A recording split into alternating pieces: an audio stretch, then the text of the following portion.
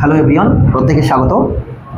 আজকে আমরা যেটা শিখব সেটা হচ্ছে আমরা ভয়েস চেঞ্জ করতে গিয়ে অ্যাক্টিভ থেকে প্যাসিভ করতে গিয়ে অনেক সময় অনেক জায়গায় ভুল হয়ে যায় বাই বসালে। তো আজকে আমরা একটা এক্সেপশনাল নিয়ম শিখব, সেটা হচ্ছে যে বাই ছাড়া যে প্রিপজিশন বসে কিছু ক্ষেত্রে, এটা একটা পার্ট, এক্সেপশনাল একটা পার্ট, এরপরে আর একটা পার্ট নিয়ে আসবো। তো আমরা একটু দেখে নিই এখানে যে পার্টগুলো আমরা লিখেছি, যে উইথ অথবা অ্যাট, এইটা কোথায় কোথায় বসে।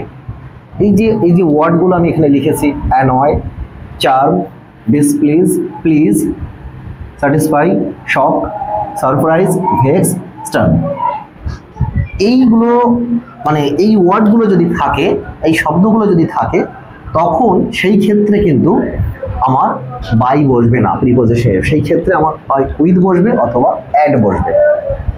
আচ্ছা, আমরা এখানে একটু লিখেছি এই যে অ্যানয়, অ্যানয় মানে এক প্রকার বিরক্ত করা বা উত্তক্ত করা।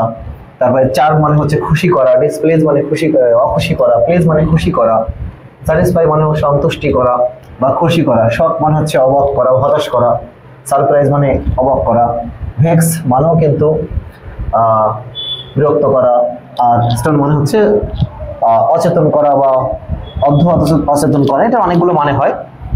তো এই ওয়ার্ডগুলো যদি থাকে সেই ক্ষেত্রে আমার হয় উইথ বসবে অথবা অ্যাড বসবে, যে জায়গাটা আমরা বাই বসাতাম প্রিপজিশন হিসেবে।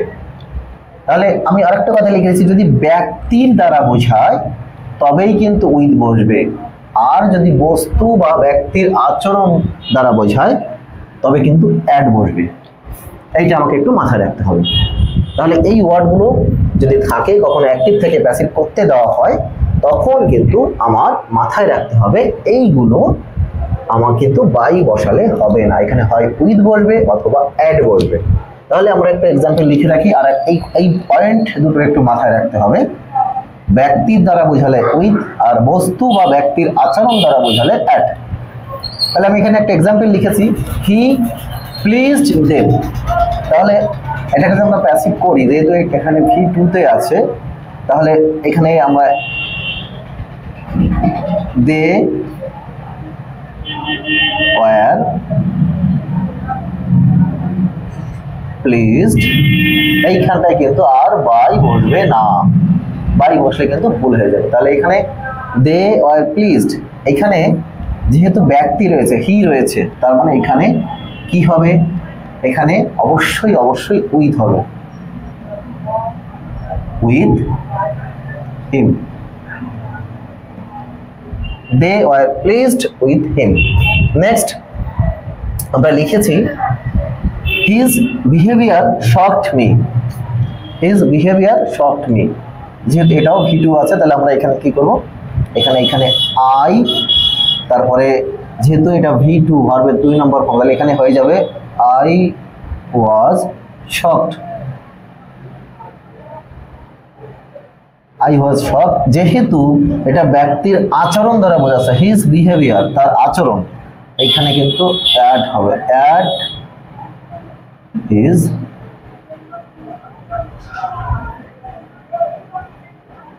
বিহেভিয়ার। তাহলে এটা ব্যক্তির আচরণ দ্বারা বোঝালো, তার জন্য এখানে কিন্তু অ্যাড বসেছে, আর আগেরটা কিন্তু উইথ বসেছিল। এরপর দ্য বুক সারপ্রাইজেস হার, বইটা তাকে অবাক করে। তাহলে আমি এখানে হারটাকে এখানে নিয়ে আসলাম, শি, যেহেতু এটা এটা ভার্বের সঙ্গে এস বা ইএস যুক্ত, এটা পাস্ট এই প্রেজেন্ট ইনডিফিনিট, তার জন্য এখানে ইজ বা অ্যাম, ইজ, আর যে কোনো একটা ইজ।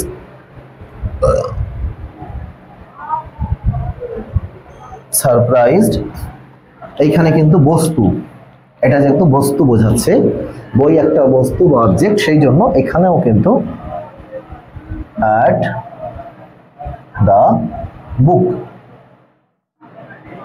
বস্তু বা ব্যক্তির আচরণ যদি বোঝায় তাহলে অ্যাড বসে, তার জন্য এখানে আমরা অ্যাড বসালাম।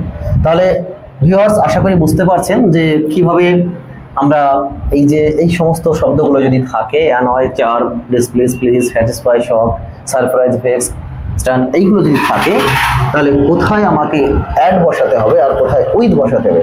তবে ভুলেও যদি আমরা কোথাও বাই বসিয়ে দিই তাহলে কিন্তু সেটা ভুল। আচ্ছা, সবাই সঙ্গে থাকুন, যদি ভালো লাগে অবশ্যই শেয়ার করবেন এবং সাথে থাকবেন। আমাদের ইউটিউব চ্যানেল সাধারণ লিটিল ওয়ার্ল্ড, এটা ফলো করে রাখবেন।